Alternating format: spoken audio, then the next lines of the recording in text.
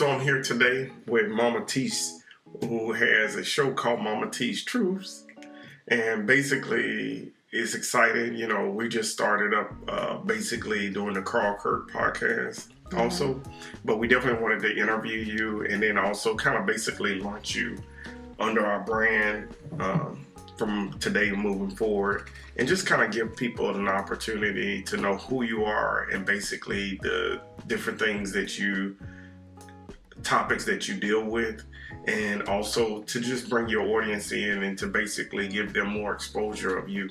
So basically,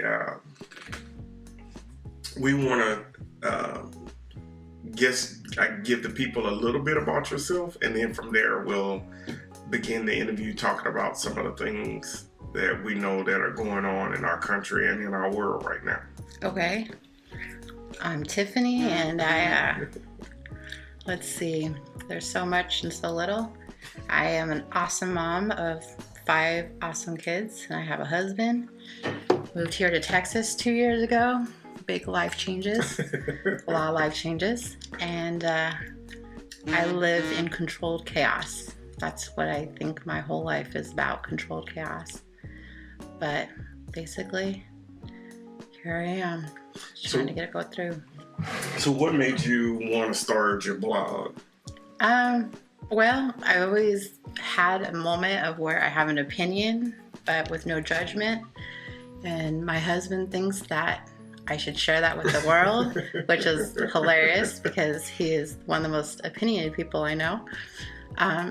But I also have a tendency just to thrive on trying to help other people, and in a positive way, not a negative way, even though maybe things are negative at the time. And so I just try to proceed that and put that forward in all walks of life, whether it's kids, adults, friends, family, what have you. And so, and then your TikTok, is it just a continuation of the blog, or? Well, a little bit. You know, I've been traveling to Amsterdam. That's where I have some family. So secretly I'm supposed to die there, and I will die there. But I've been going to Amsterdam a couple of times. I'm going to go there in August, and also just life events going on in this world, because I personally didn't want to get into TikTok because I think it's just so crazy, but realizing that you can kind of get more of a message out on that platform simply for the fact that a lot of people are watching from their phones or what have you. Right. So, of course, my kids are teaching me along the way, because God knows I know nothing about TikTok. I'm learning slowly but surely. So that's pretty cool. And we are looking forward to, I guess, maybe getting some video from you next time you go to Amsterdam. Mm-hmm. So that's going to be really cool to share with the people. So I guess at this point, we're not going to hold anything back. We're about to get into the subject that everybody is talking about, and it's the reverse of Roe versus Wade. Yeah. So let us know, basically, what is it that your truths are to people who are concerned about what happened, to the people who are following you, who want to be connected to, basically trying to get some understanding, trying to break that down, trying to see how to look at that right now. Well, it's really hard not to look at it because it's going to affect what we're doing now, but I feel like we've gone back 50 years, and I'm only 45 years old. I personally have never had the experience that I felt like I need to get an abortion. I don't agree with abortion, but I do agree with the right of a woman to have an abortion for certain situations. And who am I to judge what her thought process is in regards to why she needs to get an abortion? And I think it's very scary to think that there might be a child out there that needs an abortion. The fact that would even come out of my mouth is ridiculous. But it's exhausting and it's disgusting to think somebody is telling me, and unfortunately a lot of people, how we can use our bodies when God gave us our own bodies and our own choices, and those choices seem to be being stripped away more and more as time goes on, because somebody that is in the government has decided that it's not God's will. Well, there's a lot of things that happen in this world that are not God's will, but here we are suffering through and dealing with it day by day, and it's exhausting. And it's exhausting to think for my kids.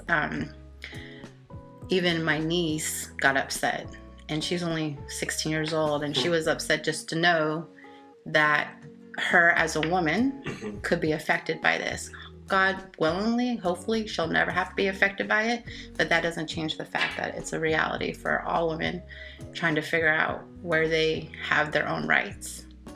And why the hell do we have to worry about what our rights are for our body? So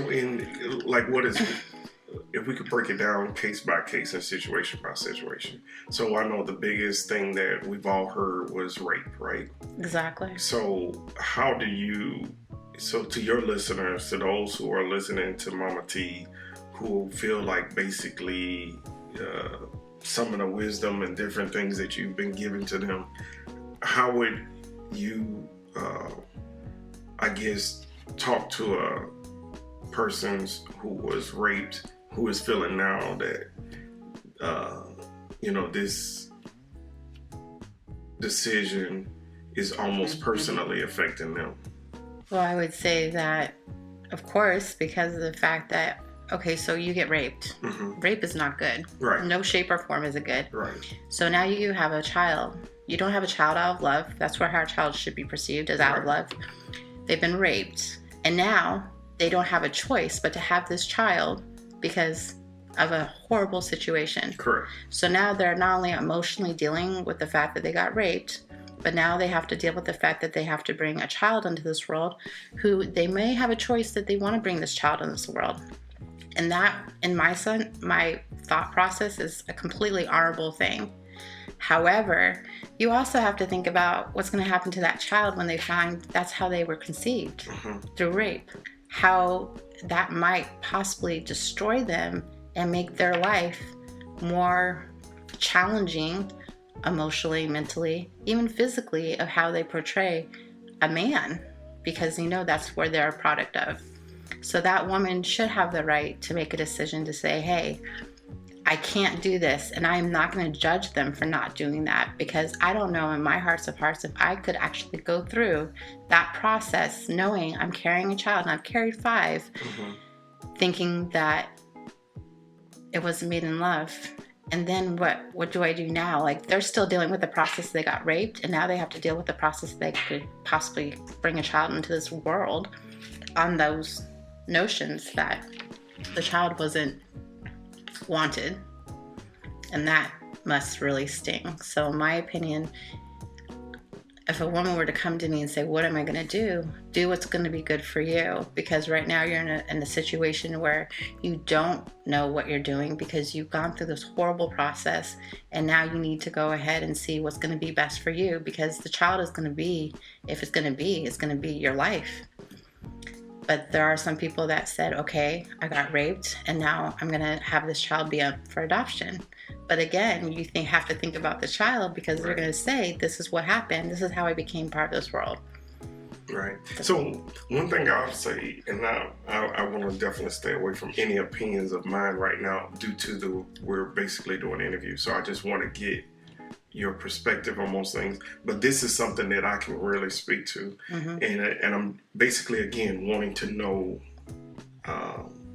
basically how you feel or how you would approach this. When I was in high school, if I remember well, I think I was a senior in high school, and a friend of mine, we both went and traveled to a local university where we met a couple of girls who were in band camp, and we basically just went and hung out all just as a group of friends. And an interesting thing happened is that one of the girls who was there, as we were talking to her, she explained that we were all, I guess, talking about siblings, and basically she had no siblings. She was the only child. But she explained that her mother could no longer have children because when she was born, she was actually the child of her mother from a rape. And basically, I guess whatever the gentleman did to, and I guess we can't call him a gentleman, but whoever the guy was, whatever he did sexually to the mother at that time. I think she was young. Mm-hmm. But definitely she ended up, growing. The mother of the girl who we met, her mom ended up doing well as far as education-wise and everything like that. But anyways, when the situation happened, I think she was very young. Maybe she was like 15, 16 years old when she was raped by whoever the perpetrator was. Uh-huh.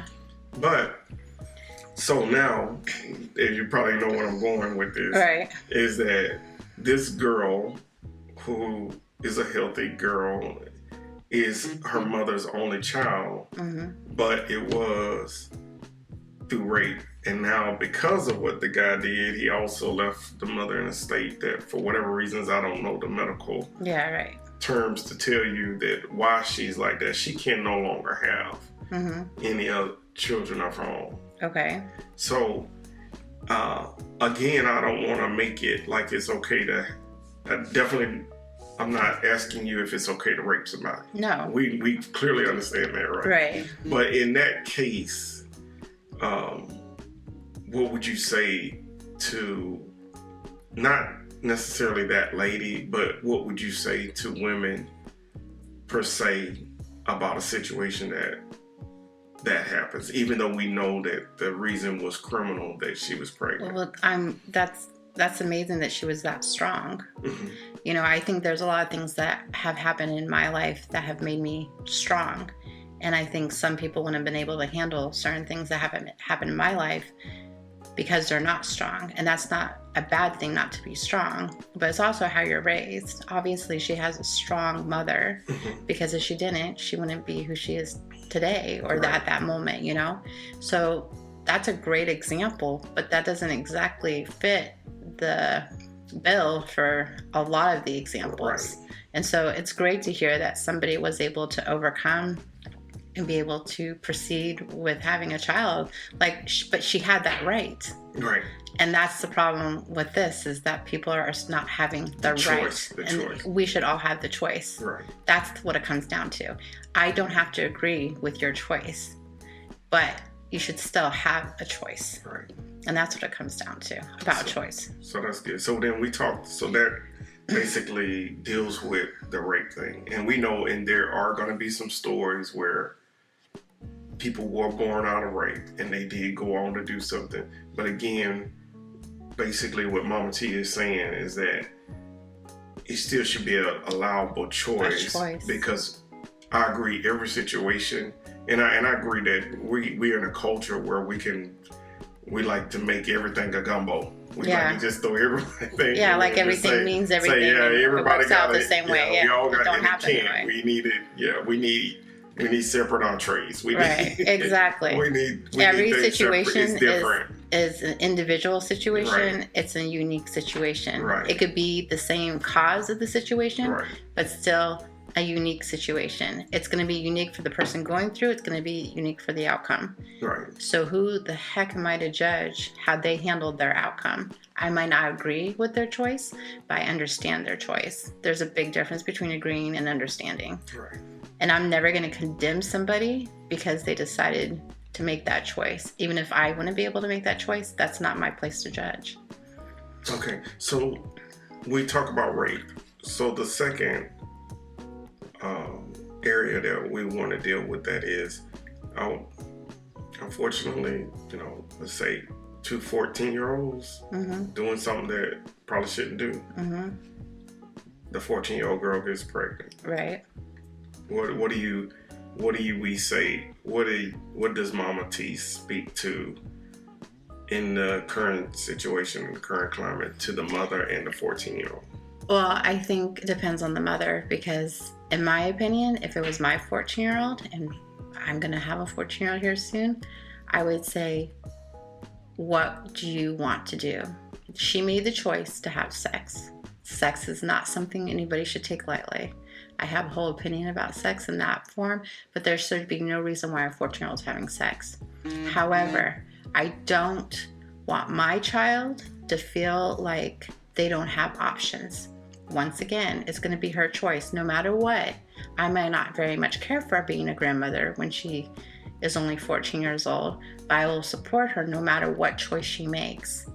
I cannot hold it against her if she says, Mom, I want to get an abortion. It would kill me. It would hurt me. It would tear at every being of my soul. But that's my baby, and that's someone else's baby. And if that's the choice she wants to make, if she firmly believes in it, then so be it. I will never. There's been plenty of cases where mothers have said, you know what, you have no choice. Mm-hmm. You're getting an abortion. You're my child, and that's it. I think that's way more traumatizing to handle it that way, because there's so many other options in regards to the situation. You have to think, why is this child having sex at 14? I mean, there has something didn't happen in the home. You know what I'm saying? Like, and I'm not saying if it happened to me, I would be like, oh my God, because of the fact that I think I'm pretty in tune to my children. Mm-hmm. I'm sure a lot of mothers and fathers feel the same way, that they're pretty in tune, and when they find out their teenager is having sex, let alone going to have a baby, I'm sure that strikes like, oh my God, what did I do wrong? But again, I would want to make sure that she understands whatever choice she makes, I will support her and love her. And I would, if some random child came to my house and said the same thing, I will support you and love you with no condition in regards to your choice. Whatever you decide to do, we will go forward. Right. So that's good. So since you're Mama T, mm-hmm. I have to put it, so I get your overview, mm-hmm. but I do want to see, for the audience, I do want to get the detail. So let's say this conversation, you have this imaginary daughter, mm-hmm. who is age 15. Mm-hmm. And she's 15, and she comes to you, mm-hmm. and she basically tells you, Mom, not even 1 month, Mom, I'm 3 months pregnant. Because basically she's hid it, mm-hmm. for some time. Mm-hmm. What is the conversation that you're having with your 15-year-old imaginary daughter? Why did it take you so long to come tell me? Mm-hmm. And after we get over that hump, mm-hmm. of the conversation, I want to know what does she feel like her choices is? In my opinion, at 3 months, you've kind of gone to the point where there's no going back, in my opinion. I think it would be more traumatizing to abort a baby at 3 months, as opposed to, it's going to be traumatizing no matter what, but opposed to like finding out you're a couple weeks. Yeah, exactly. And personally, I would say, you know what, baby, let's go do this. You'll have this baby. If you don't want to be responsible for this baby, your father and myself will take responsibility. You'll still be in the baby's life. If you want to put the baby up for adoption, so be it. But I would hope and pray that would never be an option, because of the fact that just because they made a bad choice doesn't mean we have to have a bad outcome. Right. And so that would be the conversation I would have. I would really, if she had told me that she wants to have an abortion at 3 months, mm-hmm. it would be a hard pill to swallow, because I don't agree with abortion, especially in that situation where you've had unprotected sex but unresponsible. It's not your that's not the responsibility. That should be the action for your irresponsibility. Do you see what I'm saying? That makes sense. So that's how I would approach it, because at that time, at 3 months, I know what it's like to be 3 months pregnant, and you feel it. You feel it in your being. You feel it when you wake up in the morning. You feel it. And to say there's no feelings towards that is very questionable if you're saying that you have no attachment to that. But I think my daughter, my imaginary daughter, but my real daughter would have more of an emotion towards it, as opposed to just saying, let's do this, let's get an abortion. I think that wouldn't even, in my household, that wouldn't be like a thought. That wouldn't even be the first step. But in most cases, so if you were, so, you know, your Mama T, so mm-hmm. people you're going to get questions. So, I mean, apparently you love to get questions that are just like, but maybe not for you. Maybe you're used to it. So, but I'm just imagining, you know, some mother who has this situation occur, and they send a message to you, and basically they're asking, you know, your advice, right? Mm-hmm. Because basically that's who you are, and that's what right. people look for when they talk to Mama T. So my whole thing is so basically what you would do is share with them that basically to sit down and have this conversation with the daughter, this 15-year-old. Yes. And whether or not, I'm not even sure what the cutoff month is for abortions these days. I don't know either. Yeah. Honestly. But let's just say abortion is still on the table. Mm-hmm. And for her to be able to sit down and talk with that daughter and say, hey, okay, are you having an abortion or are we going to keep the child? Or do you need some time to think about this? Yeah. Maybe we need the rest of this week. Right. So, but don't you think she still has a choice to have? That's the whole point. Like she should still have I'm in a agreement. choice. I'm just trying to basically talk to you, to someone who may be listening with this same situation. Right. So that they would know what kind of conversation, atmosphere and conversation right. to have with the 15-year-old at this point. Right. Right. Well, the conversation should be that this is a situation and give options. Right. Because I don't think anybody doesn't like to have options, and nobody likes to be told what to do. Right. And especially a 15-year-old teenager doesn't like to be told what to do. And so you would have to have like a calm conversation.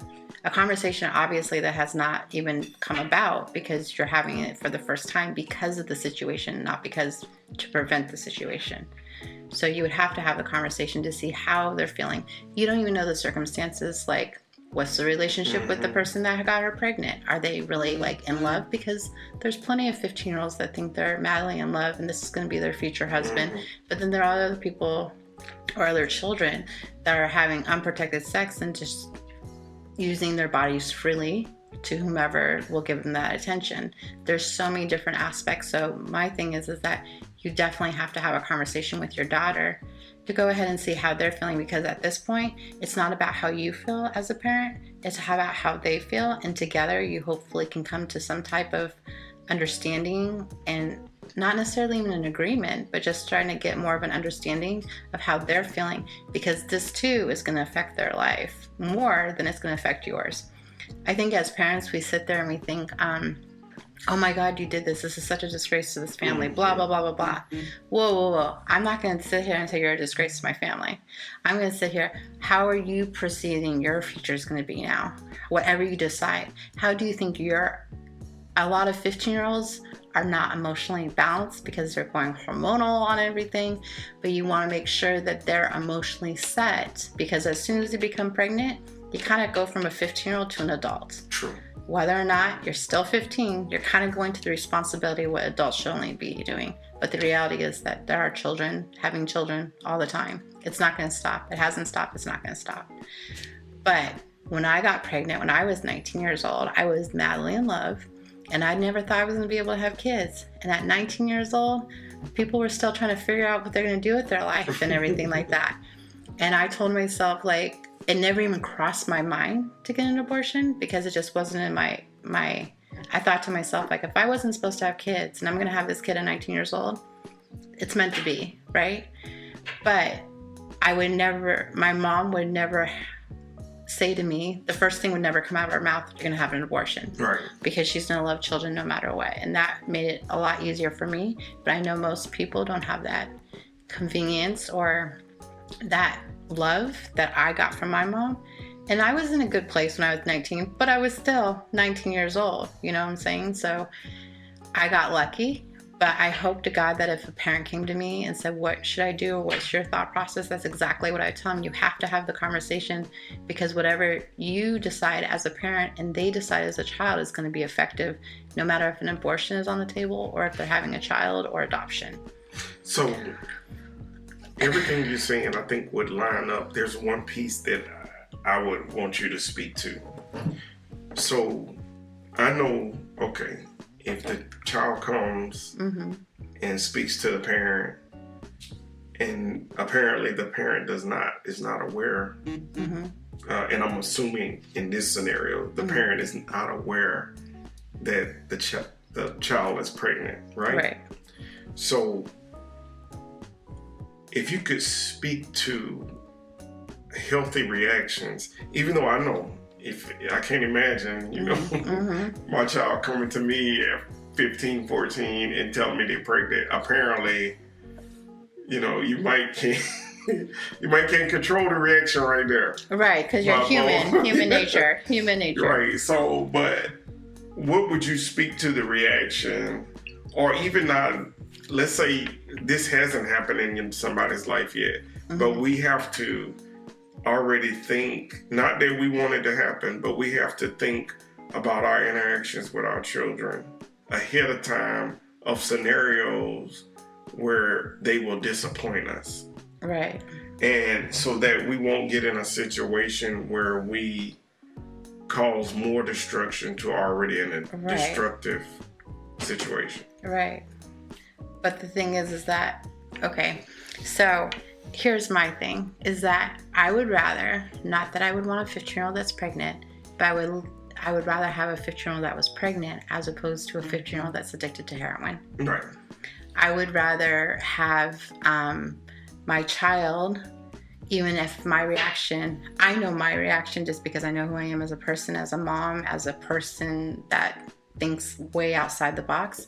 My reaction would not be of attack, but I know most parents would be of attack. I mean, think about all the people or all the children that have babies and then dump them in the dumpsters. Like, why? Because they didn't have that conversation with their parents. And so I would bring that to the table to say, like, you know, I understand you're upset and you're probably disappointed. However, this is something that everybody can overcome, and we'll have to hopefully grow. And this is going to be a very defining moment in a child's life that they're going to be a parent. Now, whether or not they decide to give it up for adoption, or whether or not they decide to be the active parent, or you're going to be the parent, or whatever the case may be, you really have to like be present, to be understanding as if it was not the end of the world. Right. And I think that's what kind of parents think, because they're thinking, oh, what about your future? What about college? What about a job? How are you going to be able to survive? Blah, blah, blah. Okay, those are nice little reality checks. That time that child doesn't need to hear that. They need to hear how we're going to get through this moment. Right. And you would hope in God that you're going to be the person that they come to have get through this moment, and not somebody else. Right. Because if somebody else comes to that moment and they make it totally 10 times worse because you weren't going to be like listening, not just telling what's going to happen, I think that would change the projection of how everything else will be handled going forward. True. Because they'll go into that secret mode. Exactly. Yeah, and I can only imagine as a parent, and it's probably going to be different for fathers and mothers all alike, that you're going to feel, again, like you're saying, you had these dreams. When you have a child, you start a college fund, you take them to the park, and so you have this innocent, all your dreams are innocent of the child. And then now we're thrown into this scenario where everything is all out of whack, where it's like, but isn't that life? Isn't that life? Is it really like so seriously? We're going to make real life plans, right? Exactly. We're dream plans. Exactly, because we're thinking that they're going to do point A, B, C, D, and E, and they're going to get all the way to the end, and you're going to get them there, and it's going to be a smooth ride. Well, if you're a parent and you believe that, you got to wake up. Yeah. Because the reality is, even the most perfect child is probably going to be the one that's going to like disappoint you the most. Now, disappointment in the moment is very human. Disappointment to make it seem that that's going to be for a lifetime. Yeah. Why are you gonna black sheep them like that? You know. And I was a black sheep for a long time because of the choices I made. But who I am now today, I wouldn't change it for the world. Every little circumstance I went through. Made you. Big, small. Exactly. And for that, I appreciate every struggle I did in that regards. And a lot had to do with the support I got from my mother. She always said to me, I don't condone what you do, but I'm not going to condemn you.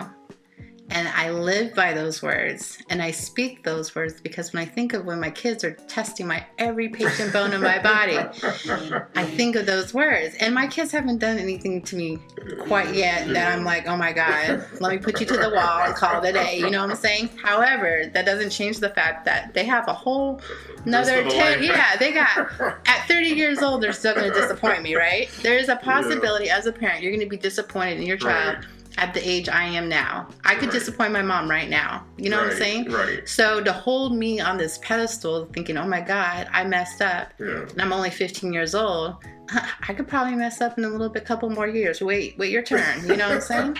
So. Yeah, no, and that's good. And I think like when families, especially parents, hear that, I think they'll feel, because I think sometimes too, and I guess you're right, we have to be careful not to put our kids on a pedestal also. Because, oh yeah, my kid made the honor roll. Yeah, my kid is number one in this sport or number one in that sport. Or yeah, my kid I think as parents, this and that, and it's good to be. But I think as parents, we try to make that our status. Yeah. That's our status. Okay, it's not us. It's not a reflection of me.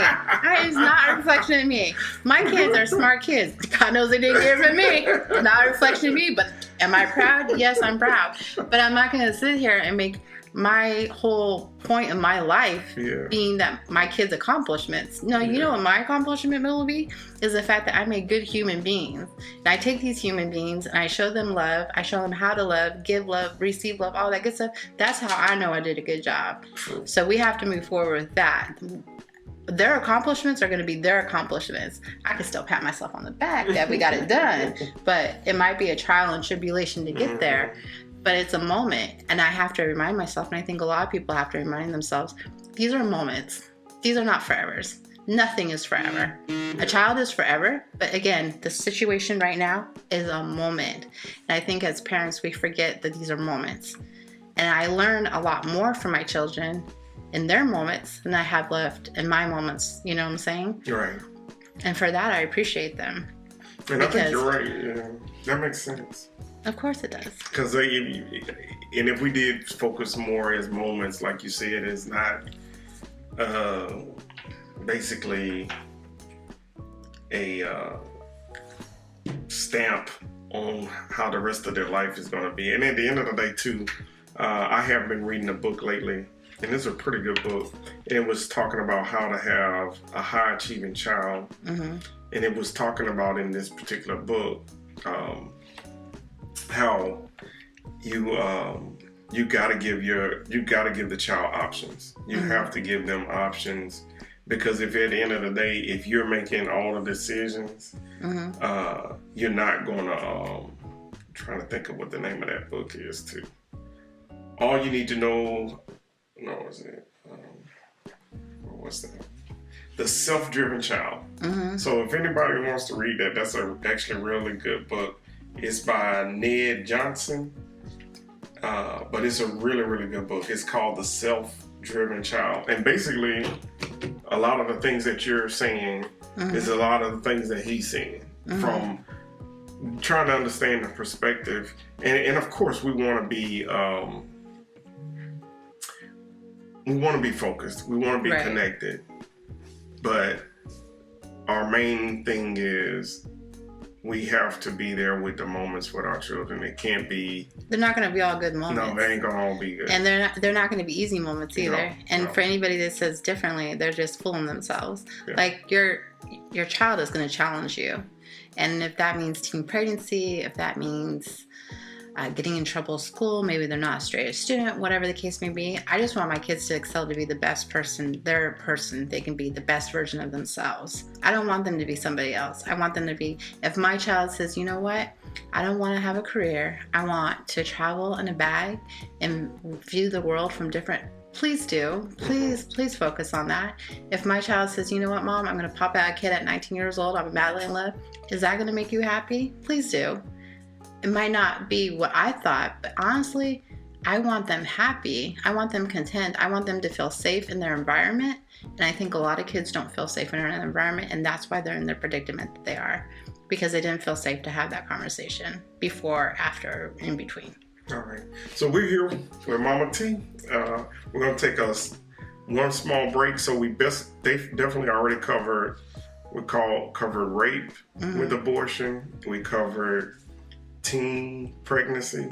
So we're gonna hit a couple other topics on abortion. You guys will have all Mama T's information. So if you wanted to email her, ask her any questions, and then also we'll have you guys connected to upcoming podcasts and blogs that will come up from Mama T's. So we're gonna take a quick break. We'll be right back. So we're back, and so basically we're here again with Mama T's, with Mama T's Truths. And again, you guys will be able to basically see her TikTok, YouTube, multiple platforms, networks, a lot of different ways, her blog, and we're going to get all that information out to you guys. It'll be available. We'll have that at the end of the video. So basically we were talking about abortion, dealing with rape, teenage pregnancy, and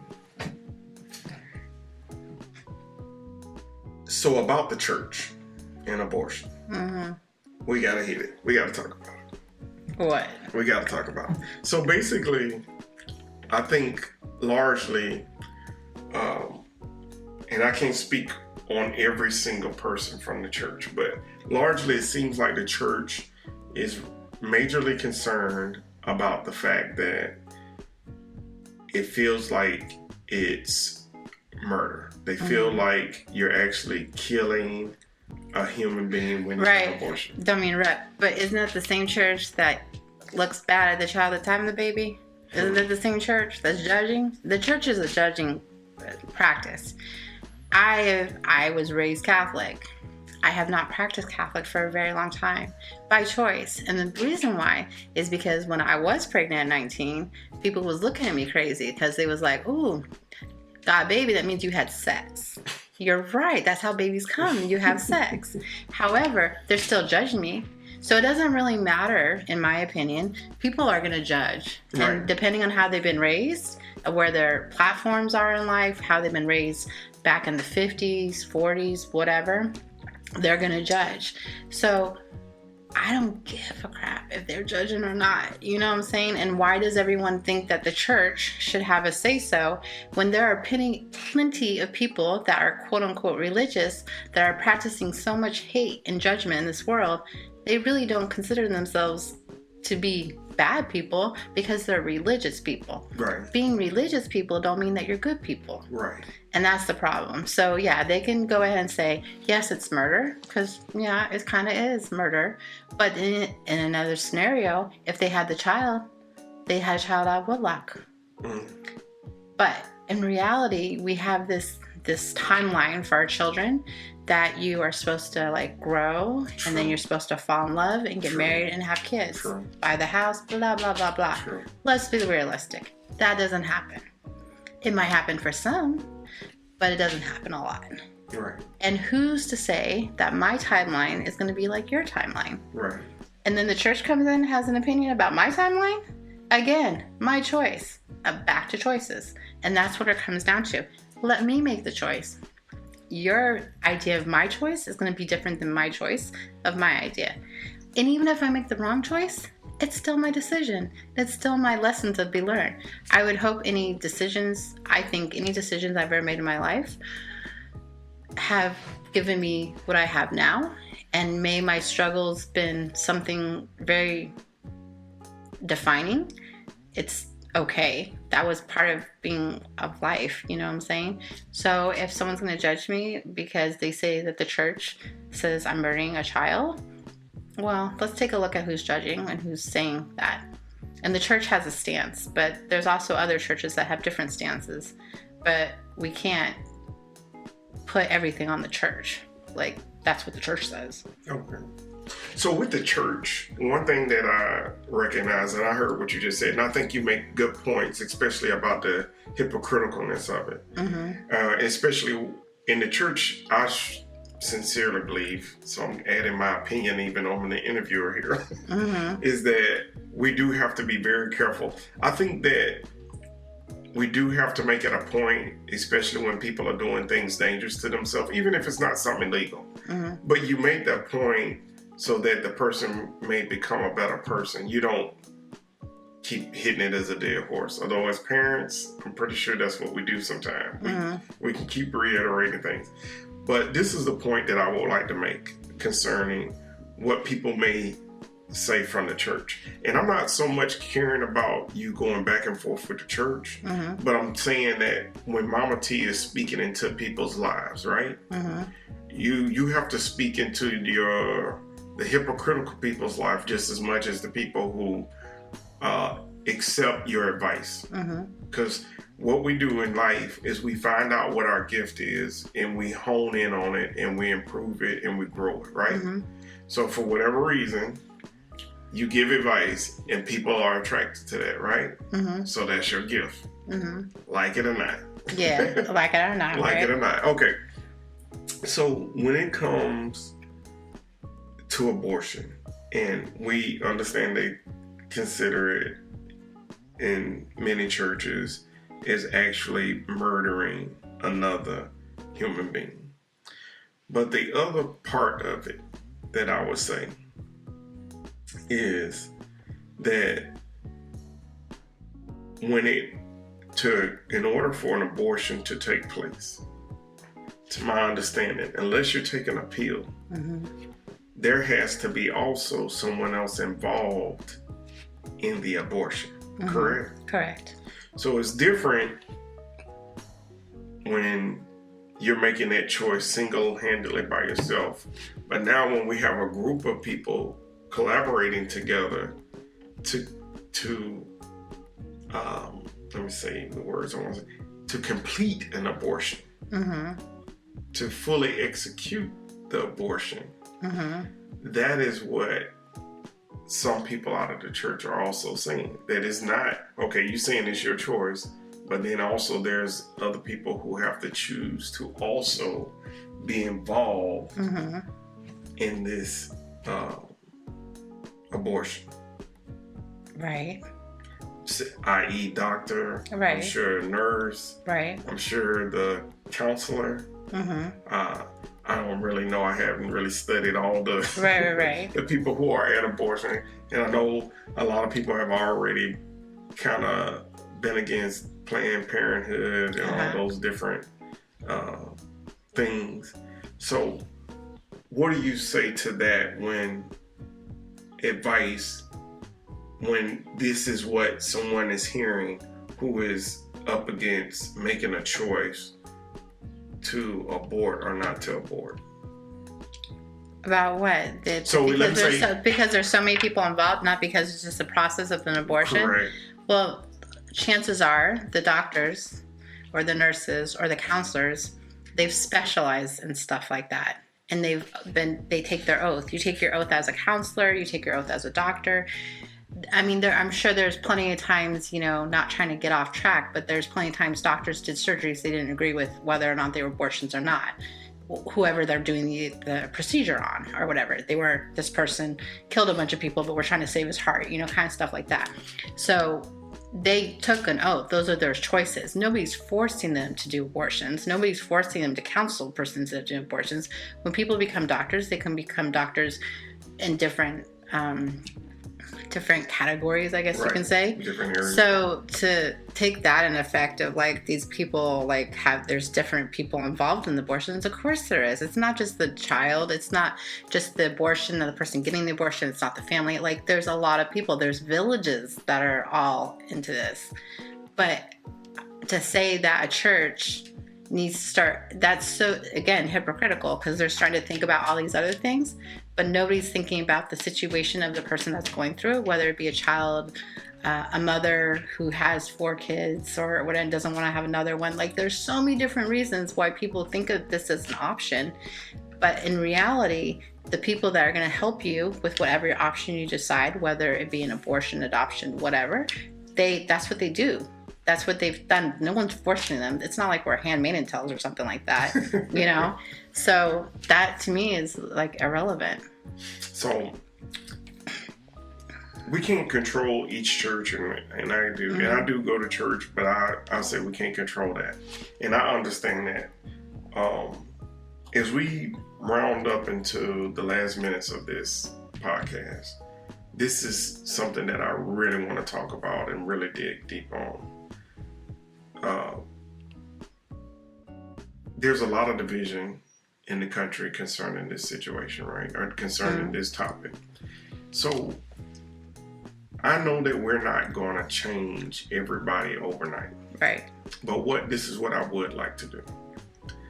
I would like to say, for Mama T, if you could create a council, a group, or anything that could come together and discuss the concerns of abortion, how would that look?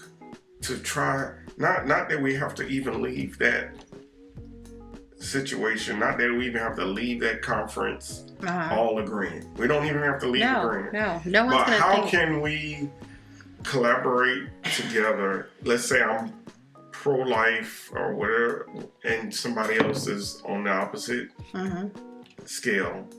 How would Mama T say about, hey, let's do this so that we don't have to agree, but so that we truly understand each other and we could better work together as a community, as a country? Well, I think in reality, you have to have all walks of life being part of that group. You can't just have somebody from the church, and you can have somebody like myself and somebody who's a Republican, Democrat, whatever. You know, you have to have all walks of life. We have to have from the poor side, the higher side, whatever the case may be, however you want to look at it. I think that's the problem, is that we categorize our culture to be one thing. That's the right way. But the reality of the situation, there's so many different things going on, and so many different people handle the same exact situation completely different because of where they come from.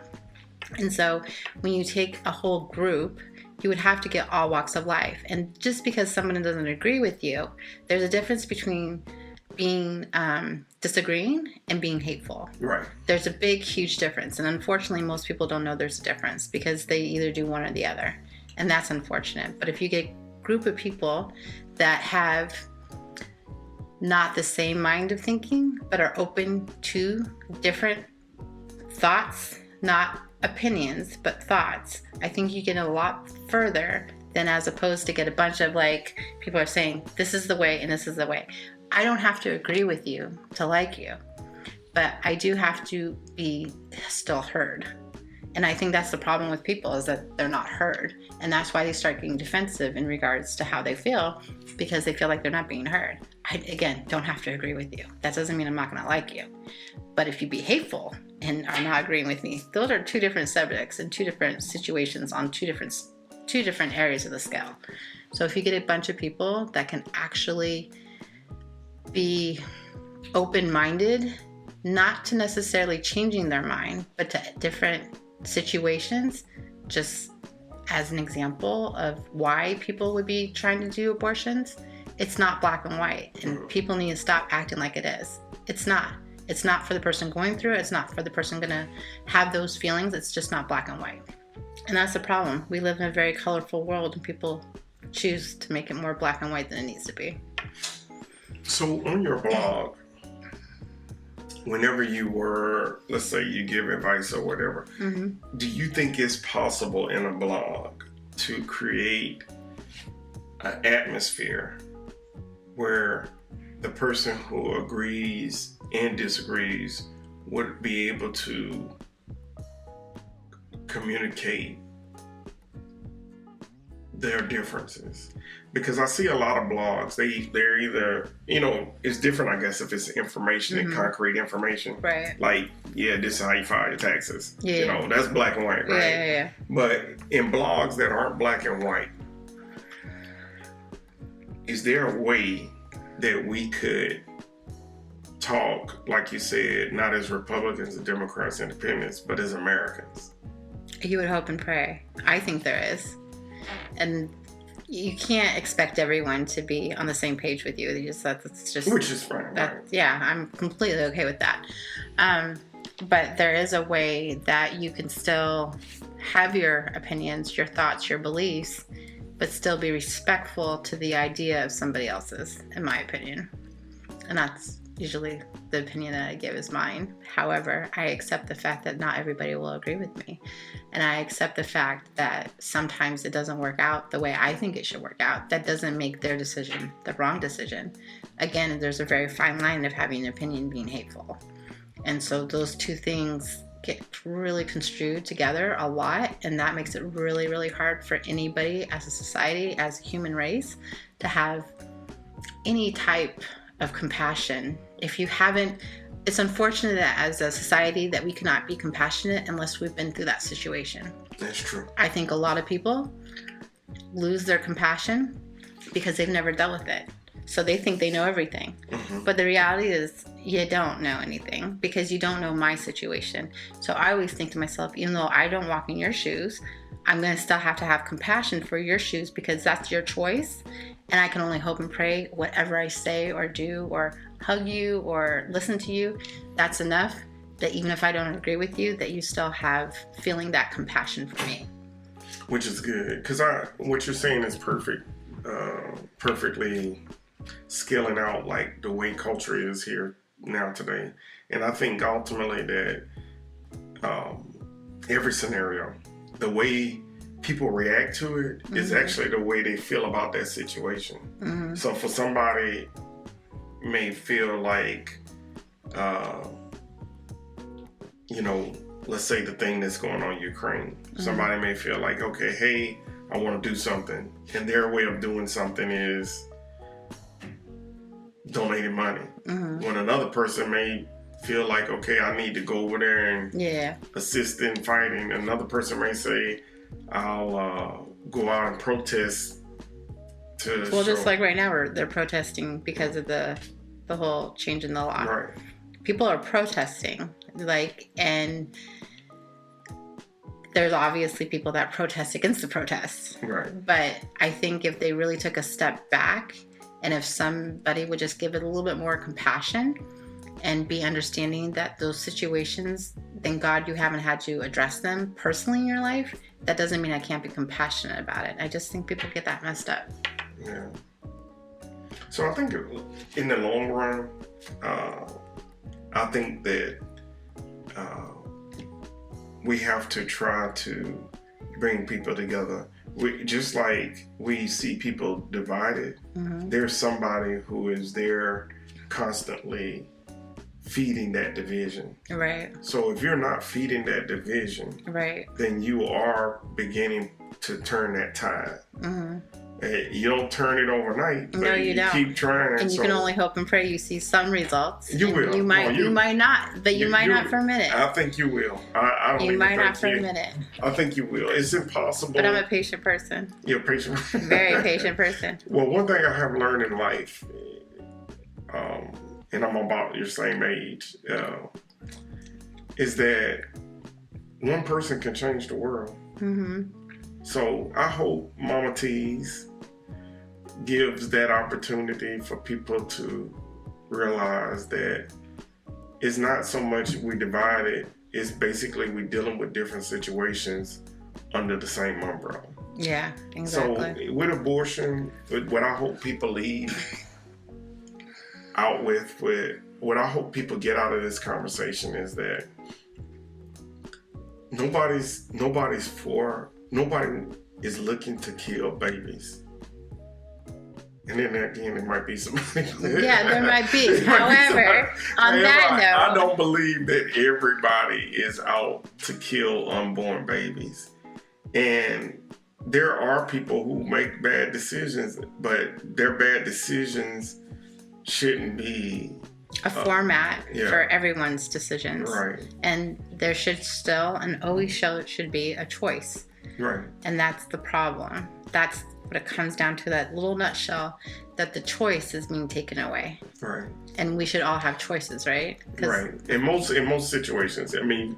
In most situations. Because some things we do have to have laws in to keep people. My whole thing is, and I want to again stay away from my opinion, but I'm believing that if we can get to a place And I'm hoping that for Mama T's, and then also for Karl Kirk and any other artists that we will bring aboard, is that we will look at it from the perspective that we can make change. We can. We're not gonna stand around and look for it. We're not gonna expect somebody else to bring it. I think the things you brought out today, there were points that I had never even thought of.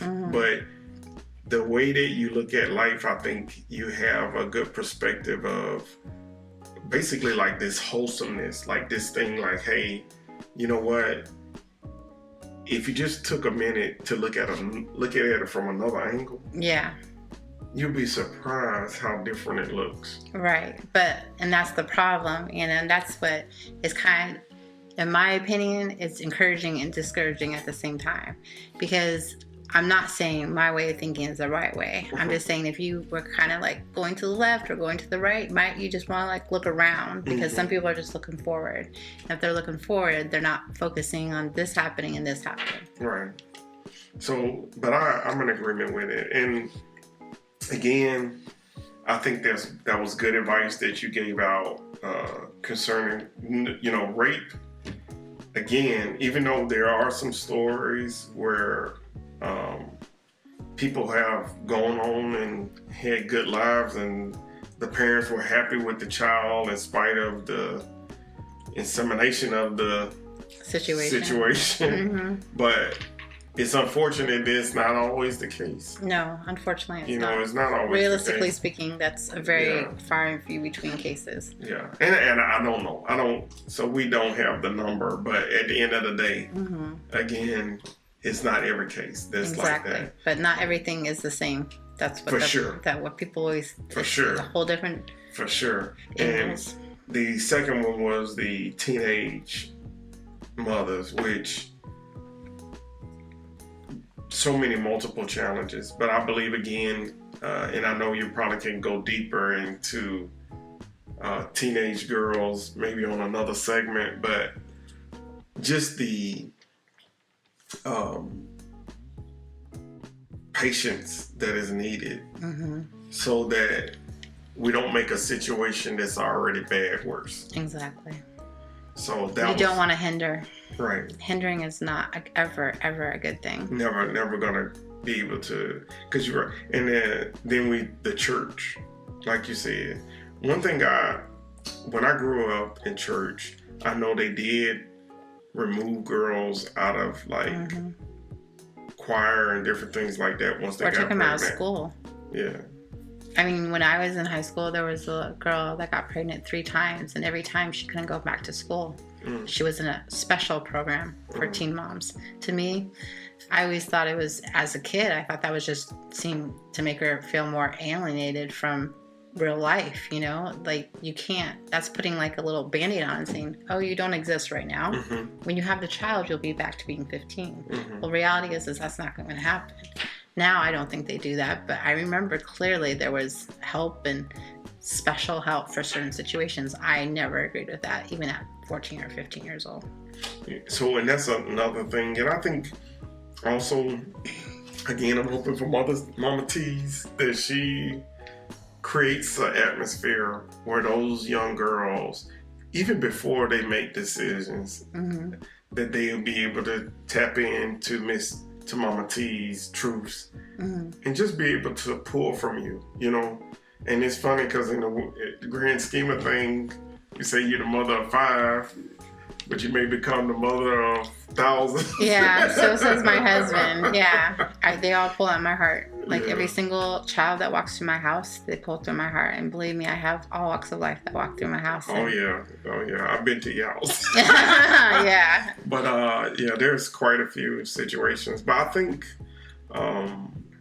with the church, I'm hoping that basically, as being a part of a church, that we begin to realize that definitely there might be some cases where, she's having a baby, she does need to be not doing stuff and be able to sit down and be, but we gotta also, when you You don't have to condone it, like yeah, Mom was saying. You ain't got to condone it, but you do have to condone still let them know that you're not throwing them back out to the place. You can't condemn them either, you know? Yeah. That's what I'm saying. Yeah, you got to take care of them. Because I felt that way too, and I was like, you know what, we really got to take care of them. And then, lastly, we have to all come together because we're brothers and sisters, and literally in some cases, but we all have to come back together and we have to put it together. So this is Karl Kirk and this is Mama T's Truth.